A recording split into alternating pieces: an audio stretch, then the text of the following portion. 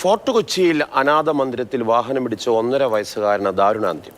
മന്ദിരത്തിലെ വാഹനം പുറകോട്ടെടുക്കുമ്പോൾ കുട്ടിയെ ഇടിക്കുകയായിരുന്നു. രാഗിൻ വിവരങ്ങൾ നൽകും. രാഗിൻ, ഇത് എപ്പോഴാണ് സംഭവിച്ചത്? ഫോർട്ട് കൊച്ചിയിലാണ് അതിദാരുണമായിട്ടുള്ള സംഭവം ഉണ്ടായത്. ഇന്ന് രാവിലെയായിരുന്നു സംഭവം.